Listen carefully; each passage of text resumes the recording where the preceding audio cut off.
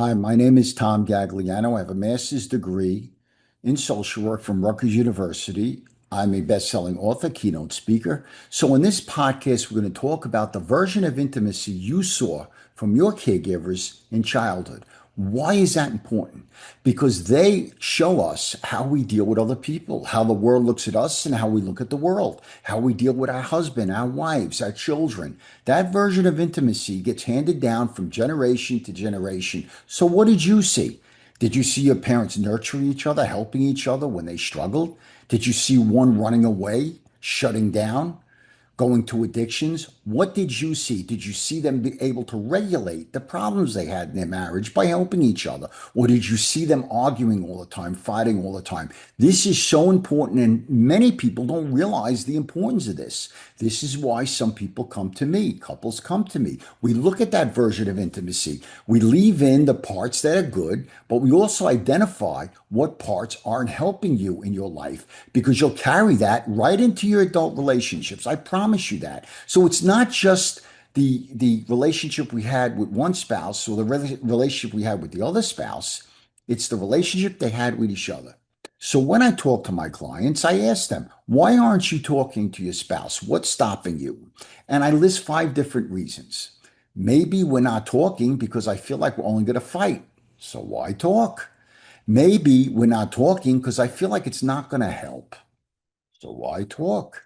Maybe we're not talking because I'm always the identified patient. I'm always the one that's in trouble. So why talk? Maybe we're not fighting. Maybe we're not talking about our difficulties because I don't feel like I really deserve to share my feelings. I don't know how to, or I feel like I don't deserve to. So why talk? Or maybe I don't want to hurt my partner's feelings. So why talk? All different reasons. And it's funny in my group members are saying to me, can we pick all five? Of course.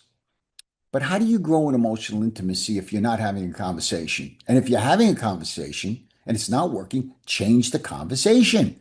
Or you'll do what I call a destructive dance. Every time you have a conversation about important things, finances, children, whatever, you do what I call a destructive dance. It always goes down the wrong street. It's important to start the conversations in the right way. How do you do that? Well, first, when you're talking to your partner, we have to try not to put that, we have to try not to allow them to put up their boxing gloves. So you say something pleasant. I'm talking to you because I want to work this out with you. Our relationship's important. Or I know you love our children, and so do I. Let's try and figure out the best way to help our children. Start positive. But be warned, uncomfortable conversations we will avoid for those reasons that I spoke about.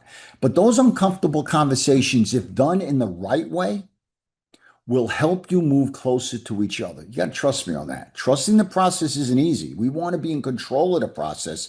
And if that's not working for you, take yourself out of being in control of the process. Hear me. So we start the conversation right. We try not to weaponize the conversation. If I'm going to talk to my partner and I'm going to be saying, you always did this wrong, you always did that wrong, you always did this, you always did that, they're going to put up their boxing gloves and see these things called ears.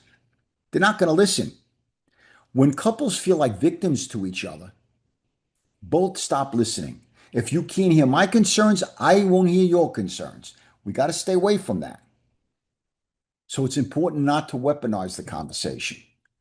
And it's important to take responsibility. You know, when you did this or when you said this, it was hurtful. I'm not saying you meant to hurt me. Many times we don't mean to hurt each other, but what's said is not what the other person hears because we all have different filters going back to that version of intimacy we learned in childhood.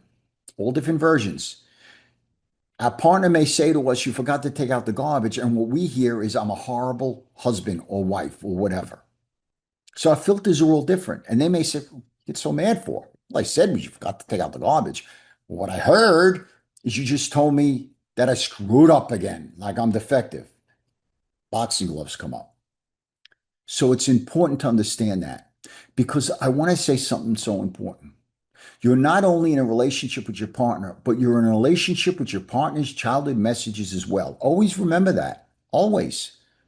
All of their past experiences or trauma or messages come right into your relationship. When they feel panic, fears, uncomfortability, they're going to go back to the self surviving mechanism they used as a child. They're either going to shut down or run away or get angry, whatever it is. We're in a relationship not only with our partner, but with our partner's childhood messages as well. That's very important. So I hope some of these tools have helped you. Having those uncomfortable conversations is important. Start off well, don't weaponize, and only talk to that one thing you want to talk about. Don't scatter all over the place. That one thing. Should we give our son the car? Should we let our daughter stay out later? Stick to the one thing. If you go all over the place, both of you are going to be fighting each other and nothing's going to get better. I hope this helped, and I'll speak to you soon. Take care.